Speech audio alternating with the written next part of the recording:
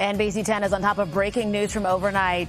A deadly hit and run, also a deadly shooting. We're going to tell you the clues police have to go on to catch the killers. There's another issue for SEPTA riders, this time the trouble with trolleys, why some of them are shutting down through the weekend. And we're taking you to the Philadelphia Zoo for the return of LumiNature, the fun new attraction you can check out tonight. Those stories and more on today's edition of The Lineup. It is Thursday, November 20th, 2025. Hey everyone, I'm NBC 10's Keith Jones. And I'm NBC 10's Erin Coleman. Let's get you up to speed with what you need to know today, starting with breaking news on Drexel's campus. That's right. That's where police are investigating a deadly hit and run. They're now looking for the driver of a silver Chrysler 300. NBC 10's Lili Zheng live reporting at the scene, learning more about the woman left behind to die. Police have not confirmed exactly where this woman worked, but we know that she wasn't very far when she was hit. In fact, police say she was only a few blocks away when this crash happened. Part of the road was reopened to traffic here on 33rd and Market just before 7 o'clock, about 2 hours after the woman was hit. Witnesses told police the car involved was speeding. Police have also noted that she was hit so hard that she was knocked out of her shoes. And police tell us that they are pretty confident that they will find the driver. Cameras picked up the license plate and police ran it and tell us that it does match the description that was given by witnesses. Now, we will keep you updated on any sort of developments that come out of this story. For now, reporting in University City, Lili Zheng, NBC 10 News. And breaking overnight, gunmen fire off more than 30 shots outside of a home, critically wounding a man in Kingsessing. Investigators now calling this a targeted attack. Happened just before 1:30 on Vages Street near Chester Avenue. Police tell us the shooters used at least 3 semi-automatic weapons. The man's home was hit more than 10 times. We also know several people, including a child, were inside that house. Thankfully, they were not hurt. Police are working to get surveillance video from neighbors. And more breaking news in Haddonfield. We now know nobody was hurt in this early morning apartment fire. But the American Red Cross is helping people who can't live here anymore. The 3-story buildings on Haddon Avenue and Washington Street. New video, the fire shows the unit being destroyed. Camden County Fire Marshals working to figure out how that fire started. Fire also ripped through a Delaware County home, critically injuring a mother and a child. Yeah, the flames broke out around 9 o'clock last night at this home on Wilson Street in Chester. Firefighters rescued the woman and child from inside. They say another child who lives there was able to escape and run to a neighbor's house for help. Firefighters say the Red Cross is assisting a neighbor who had to be evacuated because their home is connected to this one. Negotiations resume today between SEPTA and its largest union, Transit Workers Local 234. On Sunday, its members voted to authorize a strike if a deal can't be reached. The group represents 5,000 bus, subway, and trolley operators, as well as mechanics, cashiers, and maintenance staff. SEPTA is also negotiating with the union that represents suburban bus drivers and workers on the Norristown high-speed line. And speaking of SEPTA, the Center City Trolley Tunnel is closed again. This time, SEPTA is saying part of the trolley that connects to the overhead wires, they're damaged. The sliders pictured here were upgraded earlier this fall, but the new parts are damaging the wires in the tunnel. We expect repairs to last at least through the weekend. SEPTA says trolleys have been diverted to 40th and Market Streets. Riders can take the Market Frankford line from there to get into Center City. Okay, some good news, though, for travelers, right?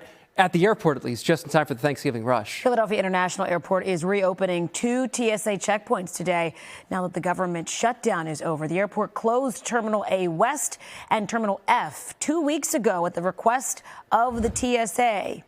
More people are turning to trains because of the recent cancellations and delays at airports due to the shutdown. Amtrak says it's looking at record-breaking travel, Thanksgiving travel, with double-digit growth in early bookings now compared to last year. It's adding extra trains to the Northeast regional routes. Makes sense because a lot of people probably booked when the shutdown was still going on or to make sure they could get to their destinations. They want to be safe. Yeah. In Montgomery County, township officials in Lower Merion, they are in the process of banning gas-powered leaf blowers. Yeah, the Board of Commissioners voted to ban them altogether in 2029. That includes running an electric leaf blower with a gas generator. Until then, people can use gas-powered leaf blowers seasonally, but it's not clear in which season they can be used. You'll receive a warning if you're caught. Repeat offenders will be fined up to $600.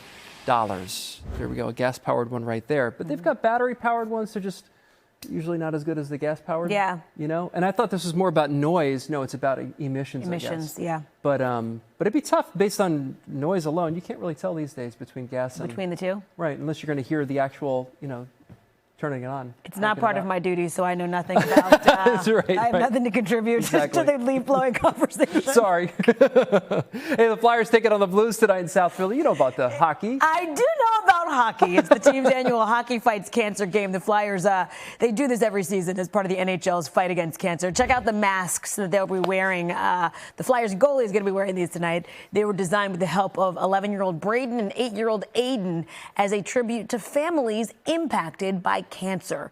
The Flyers will also turn Xfinity Mobile Arena lavender in support of the battle against cancer. All fans receive a lavender rally towel with a space to write in the name of a loved one impacted by cancer. Really nice effort right here. Some 500 fans will spend the night, meantime, not far away, sleeping under the stars at Citizens Bank Park, all to raise awareness about people experiencing homelessness. The event hopes to bring in $1 million for Covenant House, which is a nonprofit that provides services to young people experiencing homelessness. Really special that they're doing it out there on the field for the first time. Yes. It's cool. All right, there's a lot of holiday magic happening around our area starting tonight. So much going on. The free light show in Franklin Park Square is opening back up tonight. It's a tradition that's fun for the entire family. There's a carousel, mini golf, curling, and a pop-up bar for parents, too. First light show will be at 6:30 tonight. Shows continue every 30 minutes until 9 o'clock. The light show will continue every night through the new year. Manayunk will flip the switch on its holiday tree tonight. This was the scene there. Last year's fake flurries fell from the sky on Main Street. Organizers are promising twice as much homemade snow there tonight. Of course, Santa will always be there. The tree lighting ceremony is set to begin at 5:30 at Canal View Park. New Year's Day, it's just 42 days away. Later today, we're going to get a better idea of the Mummers' plans for this year's big parade. Organizers will be joined by city officials at the Mummers Museum in South Philly, where they will unveil details for the annual Strut Down Broad. This will be the 125th New Year's Day parade for the Mummers. LumiNature is back at Philadelphia Zoo tonight. There's a new Ferris wheel this year. Of course, there's all these beautiful lights. The zoo says there's more than 1 million light bulbs at the attraction. LumiNature will be open from 5 to 9 p.m. It runs through January 3rd. I mean, you've got your options. You got your work cut out for you if you want to stop at all these places here during the holiday season. Katy, Zachry was out there at the zoo earlier this morning. Apparently, your zoo key, even like from way back in the day when you were a kid, they work, and you can put it in and you can like light up different displays, which I think is really cool. Really, really cool. And I was thinking to myself, I don't think I have my zoo key anymore, but I do have like a magnet. I'm sure it's just magnetized. I bet you can just put anything in there. I know, I'm so sorry. I'm grinching this right now. That's it. You just messed up all the magic. The magnet. Like, it's just a magnet. Like if the same one from the 80s works, it's just a magnet you're throwing in there, probably. Are you going to go and try and see? You could probably put your own key in there and it'll work. You think? No, Yeah. it's a little teeny like little hole. It has to be like that size. You think so? Yeah. A little teeny magnet. I don't know. I don't know why I open my mouth sometimes. You're like MacGyver, though. People don't know this about you. He can fix anything. He can do anything. So of course you would be like, cool. Let me figure out the mechanics of the zoo. Figure a way to avoid $6 to the zoo. It's $6, right? Hey, look, if I can like dig mine out, you could have I mine. would love to know what you paid for yours in the 80s because of inflation and everything. You might have paid like a quarter. I kind of think they were free. Or free. They might have been free back in the day. Yeah. Honestly. Because it was a new thing, and it's like, oh, and you stick them in, and you get to hear, oh, the zebra is this. You know what I mean? Yeah.